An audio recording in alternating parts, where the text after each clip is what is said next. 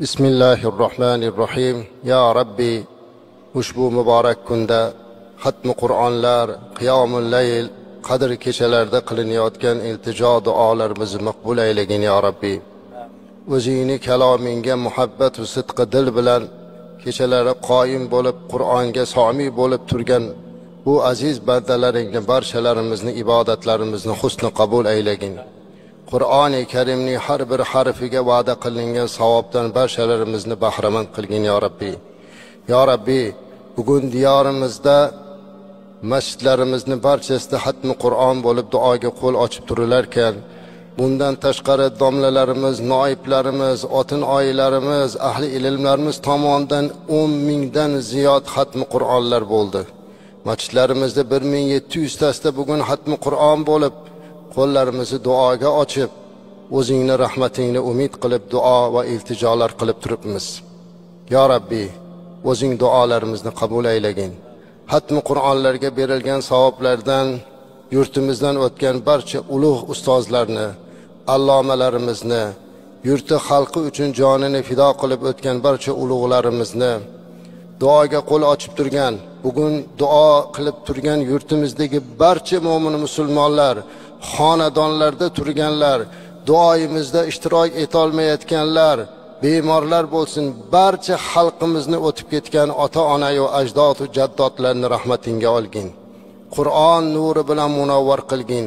Orqasidan duo qiladigan yo'q bo'lib qolgan g'arib g'urabolarimizni da rahmat qilgin ya Rabbi. Ya Rabbi, xatmi Qur'onlar, mana hozir Qur'on ta'limlari bo'lib 60 mingdan ziyod odam Qur'on kurslarini tamomlab chiqdilar.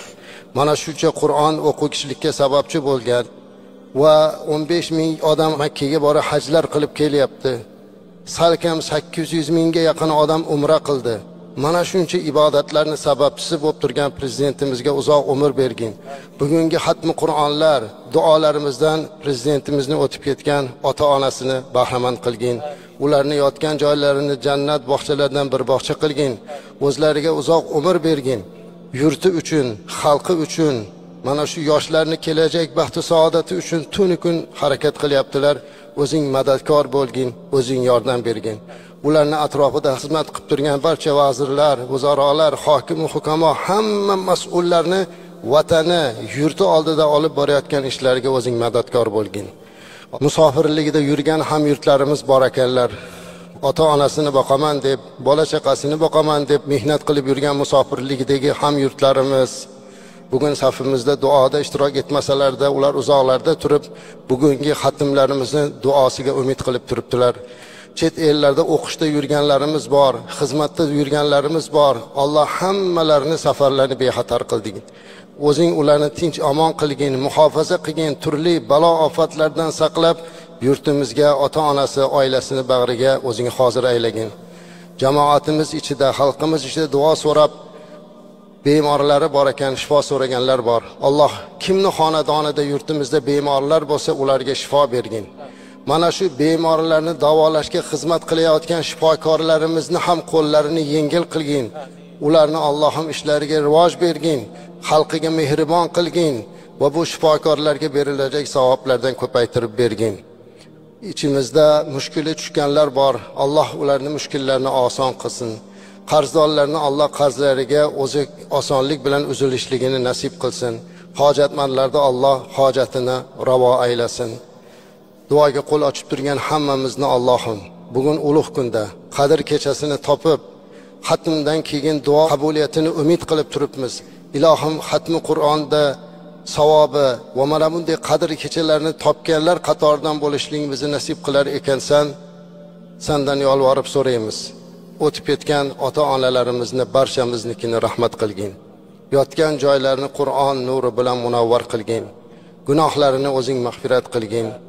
Allohim ota-onasi hayot bo'lib turganlar Ka'ba oldida ularning duosini olishni nasib qilgin. Xatmi Qur'onda tik turib namoz o'qib, o'zingni kalominga muhabbat bilan somi bo'lganlarga xatmi Qur'onni o'qiganlarni savobini bergin.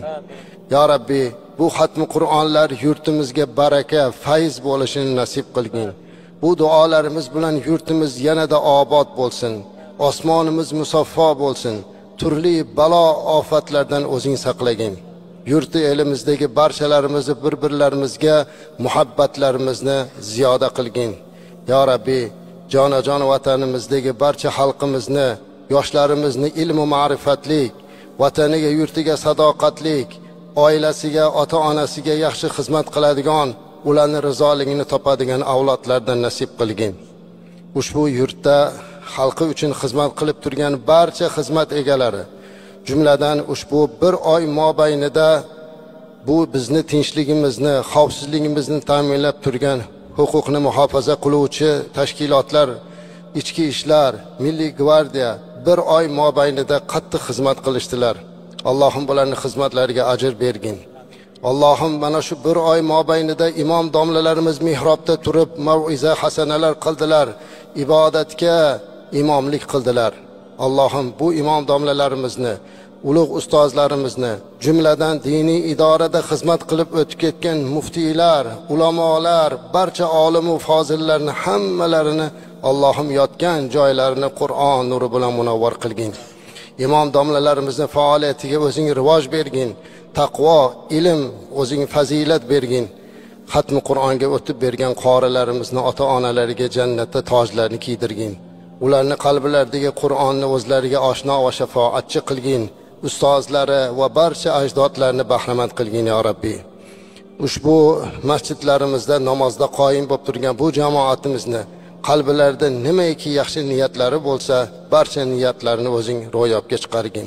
Allohumma ahsin oqibatana fil umuri kulliha va ajirna min khizyid dunya va azabil oxirah. Va sallallohu ta'ala ala xayr xalqi Muhammad va ala alihi va sahbihi ajma'in. Allohu akbar.